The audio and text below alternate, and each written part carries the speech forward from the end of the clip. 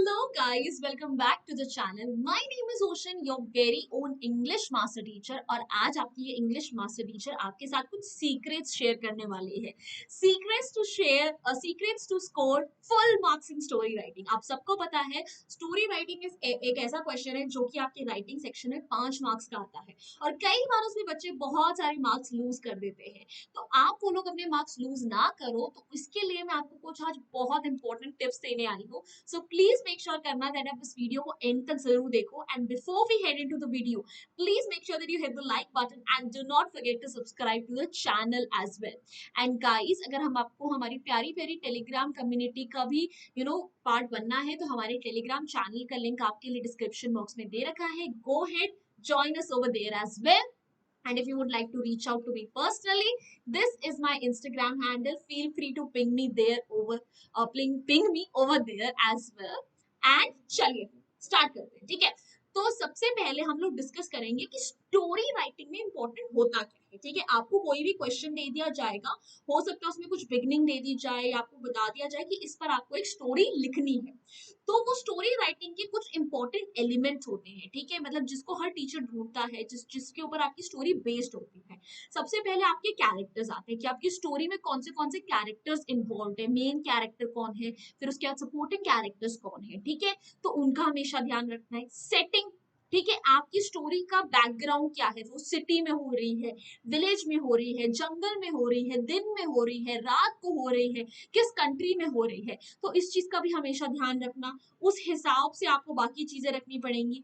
Plot, अपनी story को कभी भी स्टार्ट करने से पहले सोच लो. ठीक है, एक बार ध्यान से 5 मिनट लो और सोचो आपकी स्टोरी का प्लॉट क्या है, मतलब वो स्टोरी लाइन बेसिकली चलेगी कैसे. ठीक है, एक था राजा एक थी रानी, दोनों मर गए, खत्म कहानी. उसके मरने में क्या क्या होगा. ठीक है, पूरे इंसिडेंट्स अपने दिमाग में सोचो. कॉन्फ्लिक्ट, कॉन्फ्लिक्ट यानी कि ट्विस्ट लाना बहुत जरूरी है. देखो, अगर आपकी स्टोरी जो है ग्रास्पिंग नहीं है, अगर आपकी स्टोरी को पढ़ने में मजा नहीं आ रहा है, तो एग्जामिनर आपको नंबर क्यों देगा. तो अगर आपको अपनी स्टोरी में थोड़ा सा मजा लाना है तो आपको सबसे पहले एक ट्विस्ट रखना बहुत ज्यादा जरूरी है. ठीक है, जिसको पढ़ के इंसान को ऐसा लगे कि आगे क्या होगा, इसके आगे क्या. ठीक है, तो वो एक ट्विस्ट ले आना. Next, theme. थीम का मतलब क्या है कि आपकी स्टोरी जो है क्या मैसेज कन्वे करना चाहती है, किस थीम के अराउंड रिवॉल्व कर रही है. जैसे कि आप अपने स्टोरीज पोम्स पढ़ते हो, सबकी हम कुछ ना कुछ थीम होती है, यानी एक सेंट्रल मैसेज होता है. तो वो मैसेज होना आपकी स्टोरी में बहुत ज्यादा जरूरी है, ताकि आपकी स्टोरी आपस में बंधी हुई लगे. ऐसा नहीं लगे कि आपने फालतू में कुछ भी क्रिएट कर दिया. ठीक है, ऐसा लगे कि एक्चुअली उसका कुछ इंपॉर्टेंस है, कुछ सिग्निफिकेंस है. ठीक है, तो ये सारे के सारे एलिमेंट्स हैं जो कि एग्जामिनर्स लुक करते हैं आपकी स्टोरी में. सो प्लीज मेक श्योर करना कि ये सब के सब अच्छे से आपकी स्टोरी में मेंशन. ऑलराइट, चलिए फिर अब टिप्स की तरफ बढ़ेंगे. ठीक है, now we are going to discuss all the tips. ठीक है, that you need to actually score दो that full marks in your story writing.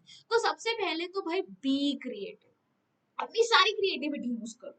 ठीक है, आपकी स्टोरी है, आपको जैसे मर्जी उसे बनाना है. ठीक है, आप उसके निर्माता हो. ठीक है, आपको उसे कहीं पर भी लेके जाना है, लेके जाओ. Be absolutely creative as you can get. ठीक है, आप इतने सारे शोज देखते हो, आप इतने सारे मूवीज देखते हो, उन सब से जो भी आपको इंस्पिरेशन मिल रही हो वो सब कुछ यूज कर दो. ठीक है, please don't be scared, please don't be shy कि यार मैं ये लिख दूंगा तो कोई हंसेगा, क्या होगा क्या नहीं होगा. इट्स ओके, एक बार ट्राई तो करो, अटेम्प्ट तो करो, क्या पता कुछ अच्छा लिख दो. So never be afraid of being creative. ठीक है, कुछ हटके लिखो हमेशा. Alright, next tip number 2, start should be very catchy. ठीक है, प्लीज अगर आपकी स्टोरी ऐसी नहीं है जिसके अंदर स्टार्ट आपको ऑलरेडी दे रखी हो, कई बार ऐसे क्वेश्चंस आते हैं जिसके अंदर बोला होता है कि start a story beginning with these lines, मतलब आपको ऑलरेडी स्टार्टिंग की लाइंस दे रखी होती है. अगर ऐसे स्टार्टिंग की लाइंस नहीं दे रखी है तो प्लीज मेक श्योर करना कि आपकी जो स्टोरी है वो काफी ज्यादा कैची होनी चाहिए. मतलब पहली लाइन पढ़ के बंदे को ऐसा लगे कि इसके आगे क्या होगा. ठीक है, तो आप कुछ भी ऐसा लिख सकते हो जिससे आपका ना वहां पे जो रीडर है वो वहीं पर थम जाए. You know looking at the sunset, she was rethinking her decisions. what had brought her there. So now अगर मैं ऐसी लाइन पढ़ूंगी तो मुझे ऐसा लगेगा इसने कौन से ऐसे डिसीजंस लिए थे, ये कहाँ पर पहुंची हुई है. So always make sure that your start is something very grasping. ऐसा मत लिखना once upon a time, long time ago there lived a king and a queen. Don't use these kind of beginnings. ठीक है, हमेशा अपनी story में ऐसी beginning दो जिससे पढ़ के इंसान को आगे पढ़ने का मन करे. एक मिडिल का कोई भी एक पार्ट डाल सकते हो, लाइक आई टोल्ड यू, कोई रिएक्शन डाल सकते हो. ठीक है, कि you know the girl was absolutely happy, she was laughing, she was she was looking at those pictures and laughing and crying at the same time. Now why is she laughing, why is she crying, we want to know. ठीक है, तो please always make your start absolutely catchy. उसके बाद next, the characters should come out to be lively. ठीक है, जो भी characters आपके हैं ना, उनके बारे में कुछ ना कुछ डिस्क्रिप्शन जरूर दो.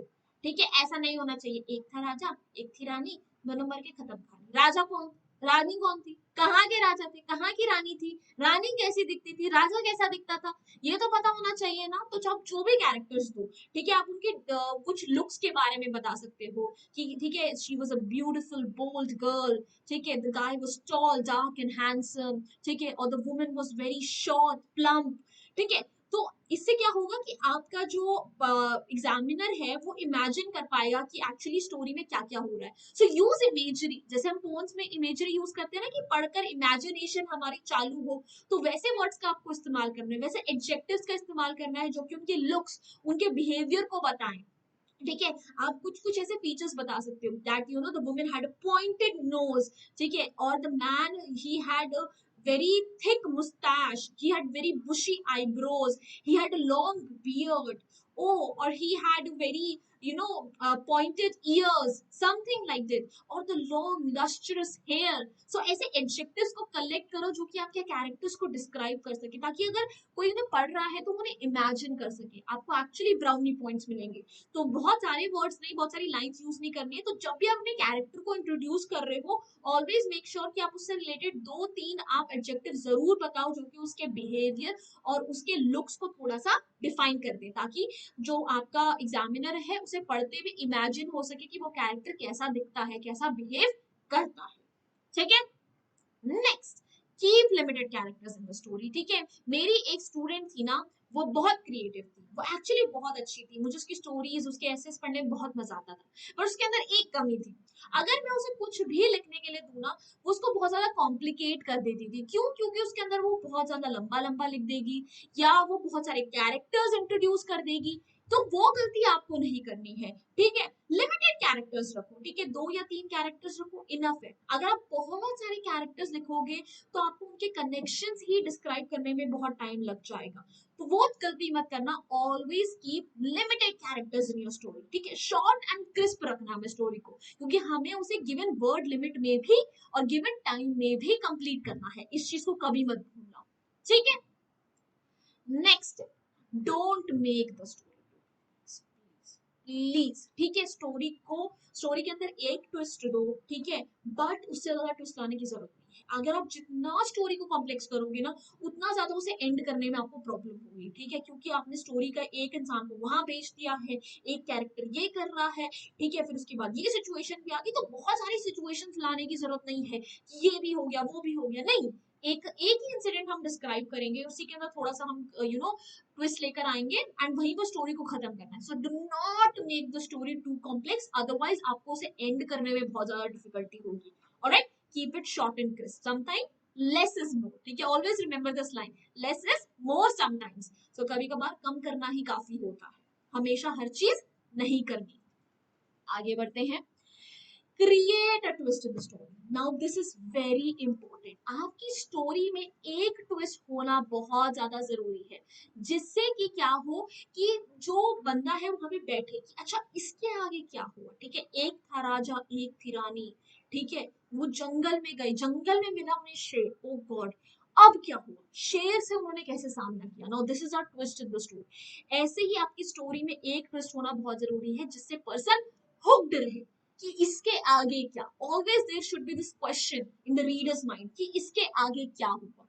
ठीक है, सो उसके लिए एक ट्विस्ट इंट्रोड्यूस करना बहुत जरूरी है. बहुत ही प्रिडिक्टेबल मत रखना अपनी स्टोरी को। Alright, next, make a justified climax and conclude the story. बहुत इंपॉर्टेंट है, ठीक है। अपनी स्टोरी को हैंगिंग मत छोड़ के आ जाना, ठीक है, या ऐसा एंड मत देना जो कि बहुत बोरिंग हो, ठीक है। एक जस्टिफाइड क्लाइमेक्स होना चाहिए जो कि आपकी पूरी स्टोरी को कनेक्ट करे।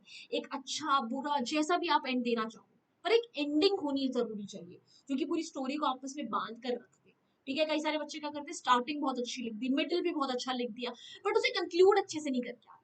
Don't make that mistake and conclude your story, ठीक है। अच्छे से उसे एंडिंग दो कि ऐसा हुआ, ठीक है।